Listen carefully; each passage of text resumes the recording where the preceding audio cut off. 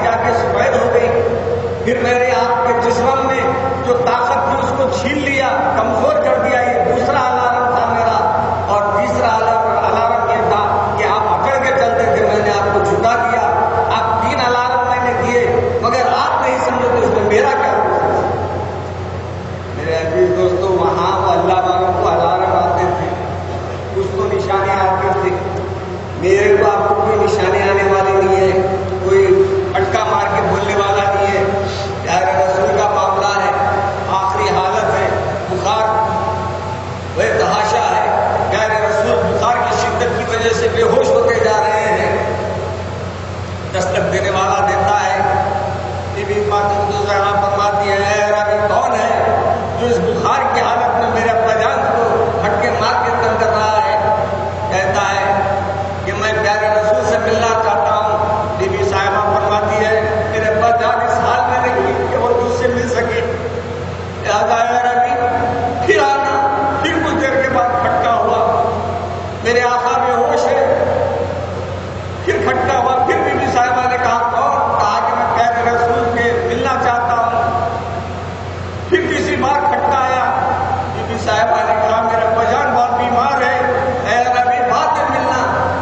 لیکن اس عربی نے جیسے ہی الفاظ کہے پیارے رسول کی آنکھ کھل گئی، بے ہوشی سے ہوش میں آ گئے، اور اللہ کے رسول نے فرمایا کہ اے فاطمہ کوئی اور نہیں ہے، یہ تو ہمارا گھر ہے، اس بات سے اجازت لے کے آ رہے ہیں، لیکن یہ وہ ہے جو کسی کے گھر میں جاتے ہیں تو وہ یتیم ہو جاتا ہے، اگر کسی کے گھر میں جاتے ہیں تو کوئی بیوہ ہو جاتی ہے، اگر کسی کے گھر میں جاتے ہیں تو کسی نہ کسی فرد یا گھر کے فرد کو دنیا سے لے کر چلے جاتے ہیں۔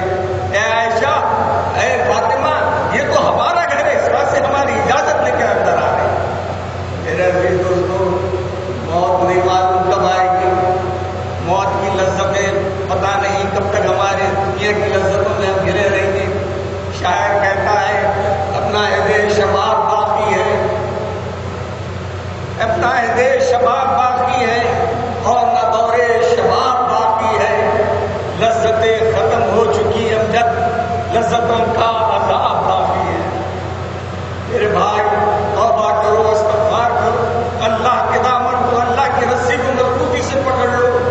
آج ہمارے پہ مصیبتیں آ رہے ہیں، آزمائش آ رہی ہے، تو یہ ہمارے عمل کا نتیجہ ہے، ہماری کوتاہیوں کا نتیجہ ہے۔ آج ہمارے کو حکومتیں آزماتی ہیں، آج ہم کو دوست بن کے دوست آزماتے ہیں، اپنی بیویاں ہم سے آزماتے ہیں، مگر یاد رکھو جو اللہ کو اپنا بنا لیتا ہے اس کی دنیا بلند ہو جاتی ہے، اور جو دنیا کے پیچھے دوڑتا ہے دنیا بھی اس کو دوڑاتے رہتی ہے، یہاں تک دوڑتا ہے کہ خبر کا ٹھکانہ آ جاتا ہے، دوڑتے دوڑتے دم وہی اس کا نکلتا ہے، نہ بسم اللہ نکلتا، نہ اللہ نکلتا، دولت کا زبان سے لب رہتا ہے اور دنیا سے رخصت۔ میرے عزیز دوستو، عنوان تو ایسا ہے کہ دل چھوڑنا نہیں کہہ رہا ہے، لیکن گھڑی بھی یہ بتا رہی ہے جو عنوانات عناوین تو آتے رہیں گے، مگر ایک وقت تمہارے کو بھی آئے گا کہ گھڑی تو چلتے رہے گی، مگر گھڑی تمہارے لیے رکے گی نہیں، بلکہ تم کو لے کر چلے جائے گی، اور گھڑی اپنا وقت بتاتے رہے گی، دنیا والے وقت دیکھتے رہیں گے، لیکن ہمارے اندر وہ وقت نہیں رہے گا کہ ہم وقت کی قدر کر پائیں۔ اس لیے میرے عزیز دوستو، جو اللہ نے وقت دیا ہے اس کی قدر کر لو، جو وقت اللہ نے آپ کو ملا دیا ہے اس کی آپ ایک ایک لمحے کی حفاظت کر لو، اس بات سے کہ زندگی غنیمت ہے، نیکیاں کما لیجیے، زندگی غنیمت ہے، نیکیاں کما لیجیے، جان کا بھروسہ کیا، یہ تو عالی جانی ہے۔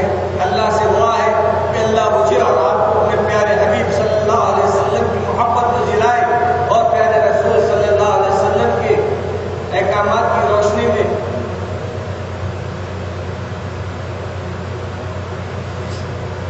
یہاں ہمارے پاس ایک فاروق جان ملازم ہے، ان کی یہاں کا آپریشن کا معاملہ ہے، پھول وغیرہ آ گیا ہے، تو آپ اپنے جو بھی تعاون سے دے سکتے ہیں دیجیے۔ آپ بولیں گے کب تک منگتے رہیں گے، میں اپنے واسطے نہیں منگا، میں آج تک اپنے وہاں سے کوئی ٹھہر کے کہہ دے کہ آپ کو ہم 10 روپے دیے ہیں، میں 10 روپے کا روادہ نہیں، میں آپ کے پیسوں کا مطالبہ نہیں، میرے مدرسے کے لیے مانگنا ہے میں ڈٹ کے مانگوں گا، کسی کے لیے اپیل کرنا ہے میں ڈٹ کے کروں گا، اس بات سے کہ میں اپیل کرنے کا ثواب لیتا ہوں، آپ دینے کا ثواب لیتے ہیں، میں اپیل کرتا ہوں تو آپ دیتے ہیں، دونوں ثواب میں شامل، دینے والے کو بھی اللہ اجر دیتا ہے اور بولنے والے کو بھی اجر عطا کرتا ہے۔ اس بات سے کہہ رہا ہوں، آپ یہ بولیں گے کیا آئندہ ہے میں کیا نہیں، میرا کچھ بھی نہیں ہے، نہ مدرسے سے 2 کوڑی لیتا ہوں، نہ کسی اور ادارے سے 2 کوڑی لیتا ہوں، بلکہ اپنے والوں کو بھی جاتا ہوں تو لوگ آدھا کرایہ دے کے آدھا کرایہ غائب کر دیں، وہ بھی خاموش ہو جاتا ہوں، میں بولتا ہوں چلو اب بیچارے بلا لیے تو میرے پہ احسان کرے، اب بیچارے دیے تو کیا، ایسا ہے، دینے والا اللہ ہے، جب دینے بیٹھی گا تو نہ بے نیاز رکھے اپنی ماں شاہ فاضل، تیری غلامی نے مجھے بے نیاز رکھا۔ سبحان ربک رب العزت عما یصفون وسلام علی المرسلین۔